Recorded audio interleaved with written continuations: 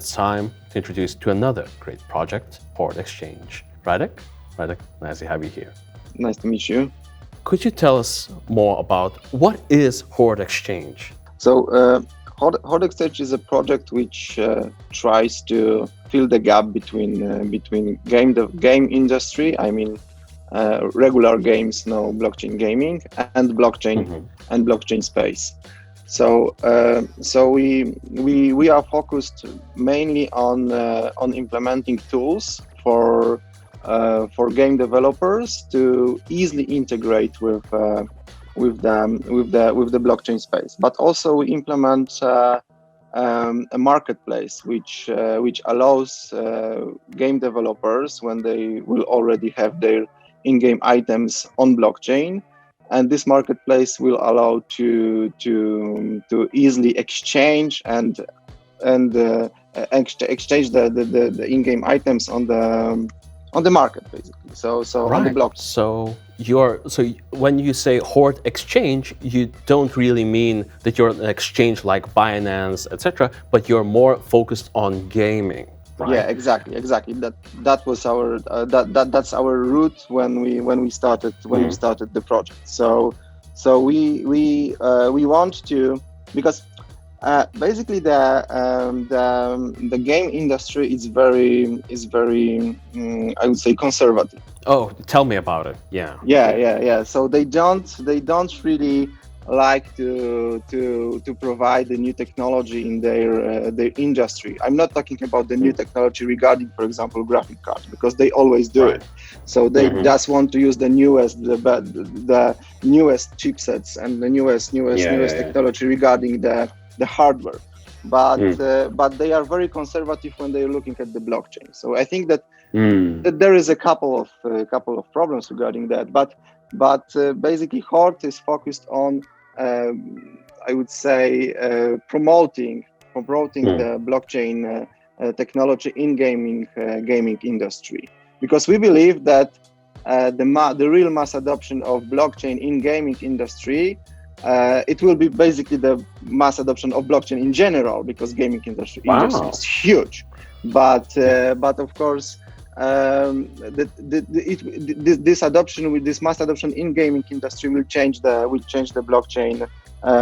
blockchain position at all in whole space. So that's why we believe that this direction of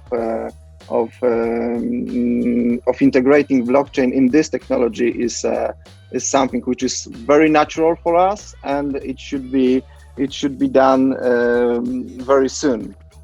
And by integrating the blockchain into the gaming industry, I'm not talking about typical blockchain gaming, like, for example, CryptoKitties or Axie Infinity.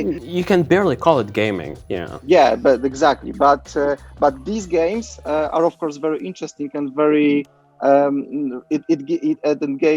they give a lot of fun for the players. But comparing to regular games, even from low, I would say the most simple games in the regular regular gaming space, even comparing the number of users, number of active players, I would say it's not comparable. So, absolutely. In our opinion, this will explode when blockchain and especially Ethereum blockchain will be integrated in some AAA title.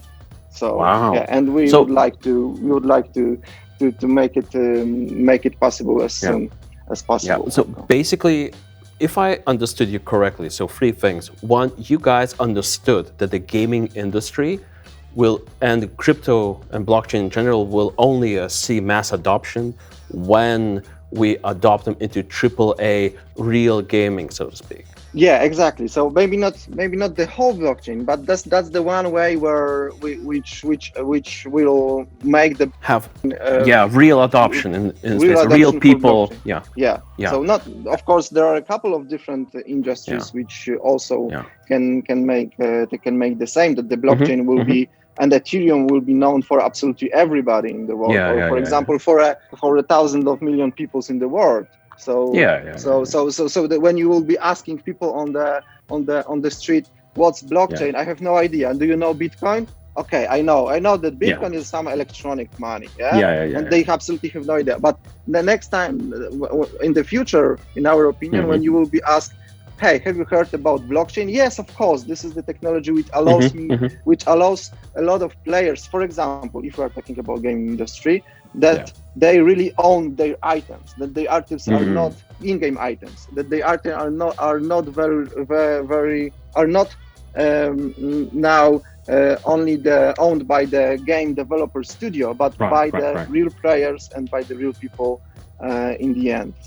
So that basically your item could travel with you. Yeah, exactly. And you are the only one person, you are the only one entity who decides what happened with this item. So, for example, the game developer studio cannot, for example, block your or just take it away from you the item because you break some rules you didn't know about, for example, that. Yeah. So that's very cool. So Horde actually gives you the ability that digital items become as real as the physical ones, in essence. Exactly. And as long as you will not lose your private key, you will not lose your item or make a transfer by mistake or something like that. Fantastic. And basically, let me just wrap my head around this. So you are coming into the space, right? So could you give our audience an understanding? How old is the project? And when did you start? What's your beginning? Right? Yeah, so we started a couple years ago, about 5 years ago, in 2016, and we at the first stage of the project, we mainly focused on preparing the tools for game developers. But what was the most difficult part in this area? So the first thing was to convince game developers that blockchain is something that will add additional value and add additional even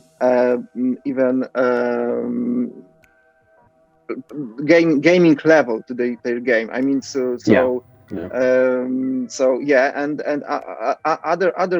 other very difficult thing was to prepare blockchain technology to be able to be used by the game industry. So in essence, you're like B2B communicating with the developers, and now it's B2C time, right? So you're like a gateway. Yeah, exactly.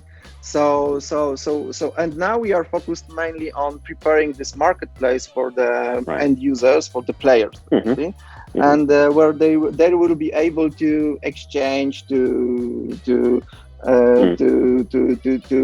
sell, buy, even put in a collateral the in-game items, or for example, put in collateral. Yeah, put in collateral. Like for example, you can put the item in collateral and take a loan. Like in for example, typical pawn shop. Okay. So you can put the item, take a loan, for example, I don't know, 10,000 USDC. Use this USDC, for example, to buy something, to whatever you want, as in real world.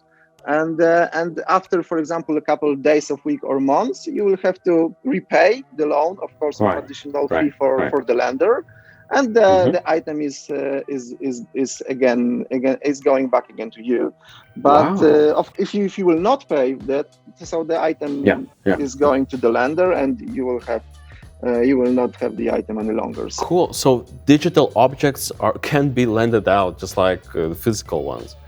That's cool. Like every object in real world, you can go to the pawn shop, for example, put your watch there, and take some money to, for example, your daily expenses. In this case, for example, you can use it to put this USDC as a for example, liquidity to the Uniswap, or anything else you would like to, or to interact with any DeFi tool on blockchain. So when is this happening? Can I go to it now? Where does it live essentially?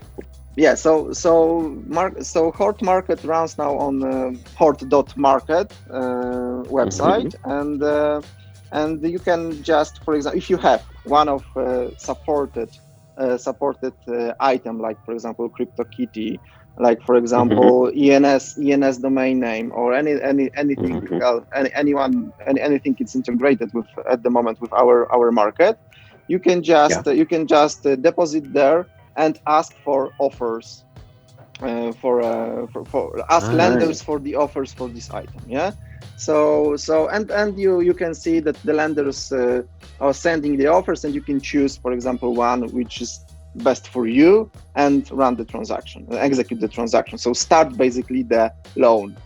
And after the couple of days, it depends, of course, on the properties of these loans and all these constraints. You have to pay it, or if you're not paid, if you're not paid, you will not pay it. You will lose the item. So repay. Okay, so for audience at home, we shall definitely link down below so you could come and check it out. It's definitely an exciting project, and I'm just trying to figure out, is anyone else doing this? Are you the only ones in the market with this capability? So no. There is I know only one project which do very similar regarding loans on NFTs, and it's called NFTFI. And I don't know any project at the moment. Now so because that's the one of our competitor, which is also very, very cool, basically, and we really like this tool. But we have a kind of different approach. It's difference. I like the fact that you're so humble. So people don't understand. You went the hard route. You're actually talking with developers, integrating. The amount of technical effort your team must have put in is just crazy. And I mean, you should be more proud, guys. I mean, it's very interesting that I talk with many project CEOs, and they talk about, yeah, we developed for 5 years and we developed this. We're one of the first in the world. And I'm like, why aren't you hitting your chest and, more proud? It's definitely, I urge everyone watching this interview to come check you guys out. And basically, it's a big achievement. You're one of the first ones in the market, and the GameFi market is exploding right now. The NFT market is exploding, and you're just at the right time. Yeah, exactly. So but it is exploding. But as I said, I think it will really explode when someone, I hope that it will be Horde, will integrate or will have a partnership with a triple A game gaming industry, gaming company, and they will release the game, which will be really integrated with blockchain. So it means that that user will make a lot of transactions. They will exchange the in-game items on blockchain, and moreover, and these items will also be the users will use this item to interact with other DFIs and NFT projects on blockchain, on Ethereum blockchain, basically, because in our opinion, there is no real world for NFTs behind Ethereum blockchain. So, and could you just give me an understanding? Basically, you're now in this space, you're in the GameFi space, and now a AAA company wants to come along and integrate blockchain. How do they even approach you about that? So let's just say I'm a AAA company executive. Let's just say one of the bigger ones. Imagine we're Blizzard. We come on to you and say, yes, we're interested in blockchain. How would that conversation go? How could it actually happen? How long would it take? Could you give us any indication? Yeah, of course, everything depends on the level of their knowledge about blockchain. If they will be totally new, which will change the gaming the way we know it now, we will. So in this case, when we will be very newbie, we'll just Horde helps gaming companies to find out the way how the blockchain can be not integrated with their games, but also how, for example, the game logic can be designed to make this blockchain feature more interesting for players. We have also the game designers on board. They help they help this gaming companies, and they also participate in the process of designing the game logic, and this is how it works in the moment. So your team actually goes in with your own developers as well, designers, and wow, so you go the extra mile. Essentially, you work really with the company to integrate it. That's quite a custom approach. And does that bring any difficulties with actually scaling and having such a customer-centric approach? Yeah, it's kind of sometimes it's very difficult because the gaming industry is not aware about some limitation of blockchain which it has at the moment, like for example scalability. So they need to be aware that if they are going to use, for example, the main Ethereum blockchain, they need to be aware about the cost of the transaction, everything we know from the blockchain industry, that they need to wait for the transaction, that there is a latency, which sometimes can be lower, sometimes it can be higher, depends on the gas cost. You have to change the fee, the transaction fee, if you want to run the transaction faster. So this part is kind of difficult because they are used to that they have everything on fly, everything just after just milliseconds after a player action. So and that's kind of difficult. But on the other hand, you have a opportunity using blockchain. You have an opportunity, for example, to build, I don't know, like one of the really nice example is you can build an interaction between different games from different studios. For example, you have the item in one game which is represented on Ethereum blockchain, and it's public, and everybody knows that, for example, this address has, I don't know, 3 items from that game. And in the other game, you can have some kind of a integration that, for example, if you have this item in game number 1, you will have the access to additional level in game number 2. So this is called game. We called it gaming interoperability. So it's like I don't know. You have old saves from the old fancy game on your computer, and you install new game from the same studio, released by the same studio, and it checks that, okay, you played this game in the past, now you have some additional feature in the game. I love that. There are so many games where the armor, the sword, for example, I really wanted in the new version, but they did not export it from the old one. And that's just so cool. I could definitely see myself using it. And let's just say, so this is the B2B part and the B2C part, right? So people can come on now, they can exchange their items, they can barter with them, as I hear now. And so how many projects are on board? Can you give us any numbers so we understand how live is the project? What are the next things people can look forward to? So regarding the Horde market, we are integrated with, at the moment, the most biggest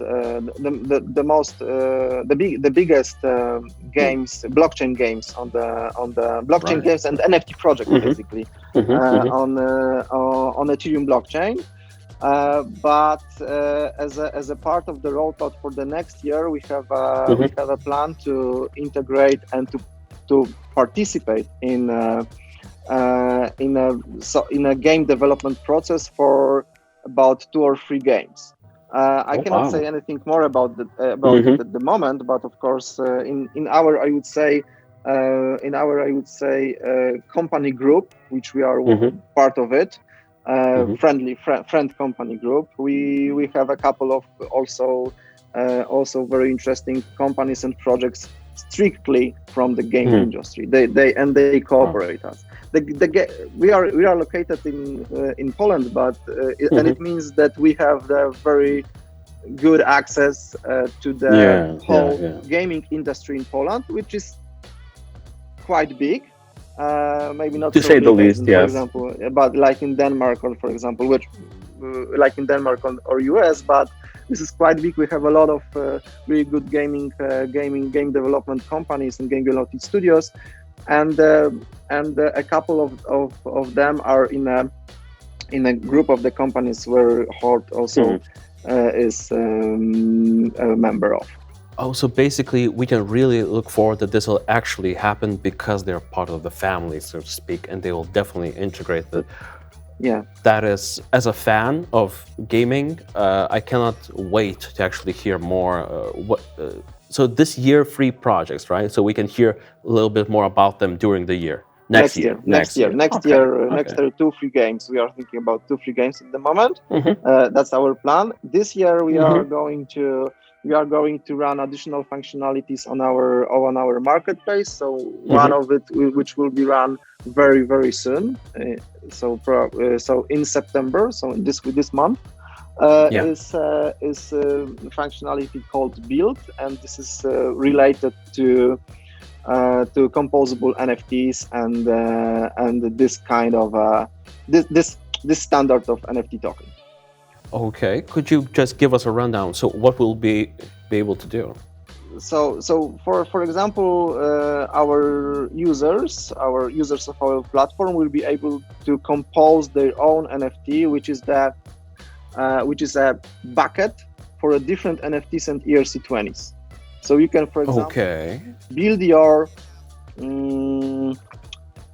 your character, or put every inventory of your character into one bucket, and, for example, put it as a collateral on our market. Oh, so it's like bundling them, making a exactly. Nice. So bundling them, but you can. So it means that you can transfer, for example, all these items in one transaction if they are in a bundle. But also, that's a very simple example. But also you can put it, for example, as a collateral and take a loan for that. So for example, that together these items will be worth much more than every one of them separate. Nice. So, but this is only for Ethereum. Sorry to interrupt you, but this is for the Ethereum blockchain. Yes. So we are focused on Ethereum blockchain. Okay. So basically, different NFTs from the Ethereum blockchain, you can just bundle them up, have a loan, and you mentioned another function. Yeah. And one additional thing will be just run to start with the functionality of trading and auction on the marketplace. But this is very similar functionality to other marketplaces. But so we run first functionality, the loan functionality, then the build functionality, and then additional will be trade functionality, and the next one will be rent functionality. So you will be able to rent your item, your in-game item, and do anything what's related. So basically, users can actually make money for the time they spent in the digital world. That's cool. Moreover, as a next step, we are also going to, and this will happen this year or very early next year regarding the Horde market. We will change our governance protocol to DAO, to DAO, and we will release the governance token also for governing the whole market, which now is implemented this way, which is also kind of new for this kind of projects, that we don't get any fees from the transaction on the market. We don't, but the fees. So there are fees on the market, but the fees are distributed to the stakers on the market. So anybody who is, for example, owner or token or Horde token holder can be a staker on the marketplace. So can get a fees if they will stake, for example, a special token. they will get the fees from the market. And of course, we also can be the staker, but anybody like we can be also a staker and take the fees from the transaction. So fees are distributed to the stakers.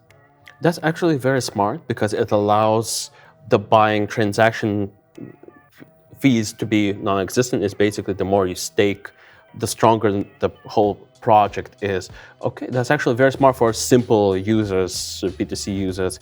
I wish this existed when I was younger because I spent so much time gaming and now I could get rewarded for those items, but oh well. Now I'm a bit older, have less time, but it's still very good. Could you just give us an understanding of what are the challenges you face? What's the flip side? What are the biggest challenges ahead? Yeah, so one big challenge I already mentioned is to convince gaming industry to start using blockchain. But the big gaming industries, like for example, we know everybody here listening this call have some ideas what these companies about, like and other thing is to prepare Ethereum blockchain to be able to support all these transactions and to satisfy very hard and very difficult gaming industry requirements, like for example low latency, fast transaction, and cheap transactions. So minimal fees. But at the moment, it's not so bad because gaming industry can think when we'll be aware of all these problems on blockchain and all these difficulties on blockchain, they will if they really want and they really understand it, they can design the game this way that for example they will represent in-game items on in-game items on blockchain which are very rare, for example, and very expensive. So the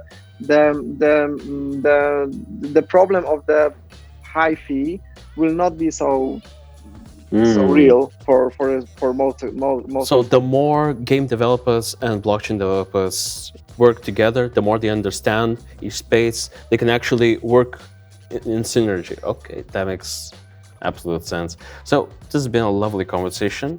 If people want to learn more about the project, where could they go? Where can they follow you? Yeah, so our main communication channel is our channel on Twitter, of course, and of course our blog. So these are two our main communication channels. As I said, we will be releasing this build feature in September, so in this month. I think it will be something really new, which doesn't exist at the moment in the blockchain space, and I hope it will be something really interesting for our users and for people who are in the blockchain space. So, everyone, thank you for watching this interview with me and Radek about Horde Exchange. If you want more information, we'll have articles coming out on DailyCoin.com. Also, make sure to like, share, and subscribe. See you in the next episode. Thank you, Radek. It was a pleasure.